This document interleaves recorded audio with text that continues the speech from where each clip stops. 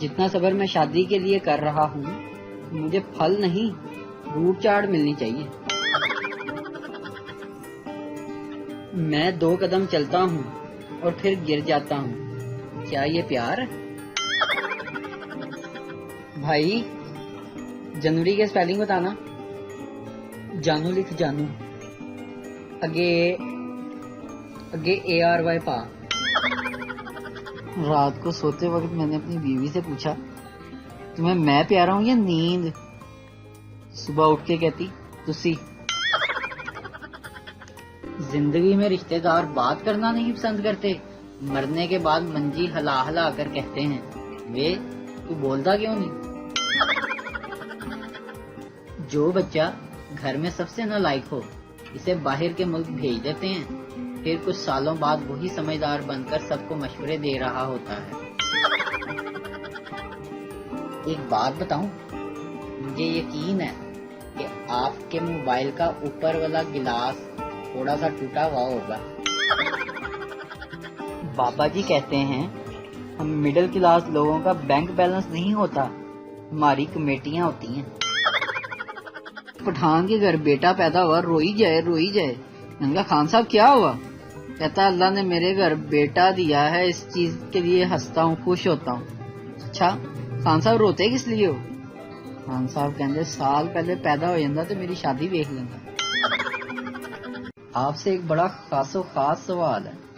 300 روزانہ خرچہ ملتا ہے, 270 کھاتا ہوں, باقی بچا کر رکھتا ہوں. کتنے دن تک امیر ہو جاؤں گا؟ کامیاب لوگوں کی سٹوری سنو تو لگنے لگتا ہے جب تک فٹ پاتھ پہ نہ سوئے یا ٹھیلا نہ لگایا امیر نہیں ہو سکتے. ایک عورت بینک میں چیک کیش کرانے گئی تو مینیجر نے کہا ہم میں آپ کو کوئی نہیں جانتا, اس لیے کسی ایسے شخص کو لے کر آئیں جسے ہم جانتے ہوں. وہ عورت گئی اور تھوڑی دیر بعد پولیس انسپیکٹر کو ساتھ لے آئی. مینیجر نے پولیس انسپیکٹر سے پوچھا کیا آپ اس عورت کو جانتے ہیں؟ تو پولیس انسپیکٹر نے منہ ہلا دیا اور اشارہ کیا کہ ہاں جانتا ہے. کیشیئر نے اس کا چیک کیش کر کے پیمنٹ دے دی اور اس عورت کو جانے کو کہا. تو مینیجر نے پولیس انسپیکٹر سے پوچھا آپ اس عورت کو کیسے جانتے ہیں, کیا یہ آپ کی رشتہ دار ہے؟ تو پولیس انسپیکٹر نے جواب دیا میں اس عورت کو ایسے جانتا ہوں کہ کئی دفعہ اس کو جعلی چیک کیش کروانے کے جرم میں گرفتار کر چکا ہوں.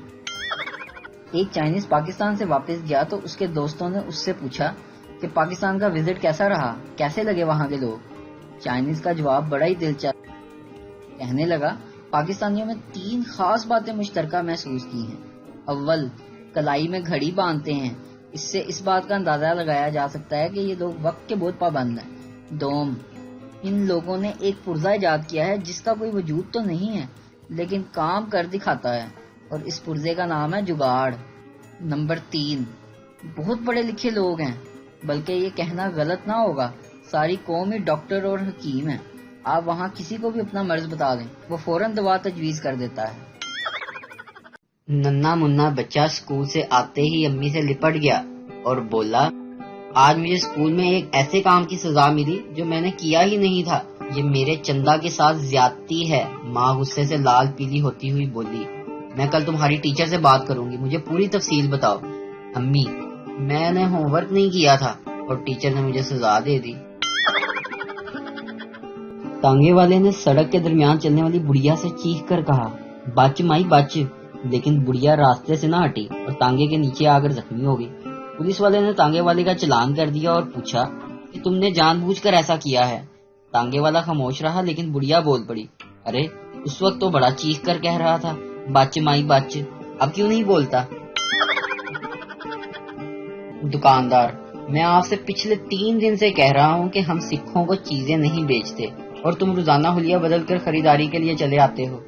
سردار جی چلو میں آئندہ نہیں آؤں گا, مگر آپ یہ تو بتائیں کہ آپ کو یہ کیسے پتا چلتا ہے کہ میں سکھ ہوں؟ دکاندار جسے تم روزانہ الماری سمجھ کر خریدنے کی کوشش کرتے ہو وہ اصل میں فریج ہے. بیوی نے ماتھے پر ہاتھ رکھ کر کہا میری تو قسمت ہی پھوٹ گئی تم سے شادی کر کے, کیسے کیسے قابل لڑکے مجھ سے شادی کرنا چاہتے تھے. قابل تو وہ تھے ہی بیگم, شوہر نے دانت پیستے ہوئے کہا, اور تم سے شادی نہ کر کے انہوں نے اپنی قابلیت کا ثبوت بھی دے دیا ہے. کچھ لوگ اتنا دماغ خراب کرتے ہیں کہ انہیں صرف اور صرف یہ ہدایت دینے کو دل کرتا ہے کہ مہربانی کر کے آپ کوئی اچھی سی قبر دیکھ کر لیٹ جائیں۔ کاش کہ محبت بھی تعلیم کی طرح ہوتی، ماں باپ مار مار کر کہتے محبت کرو الو کے پٹھے، یہی عمر ہے۔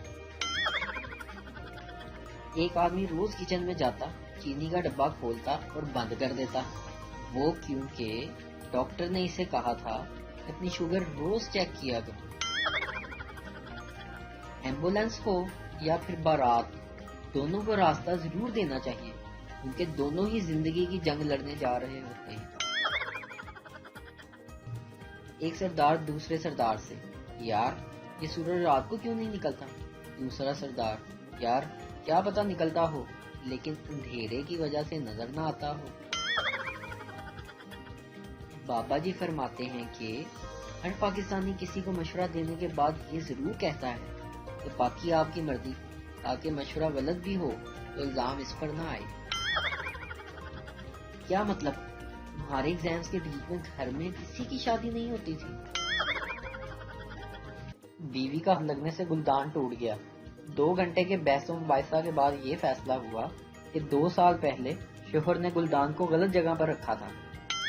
نیلام گھر کا واٹر کولر آج کے 20 تولہ سونے والے سرکس سے بہتر تھا، کیونکہ اس میں علم، اخلاق اور کردار تھا۔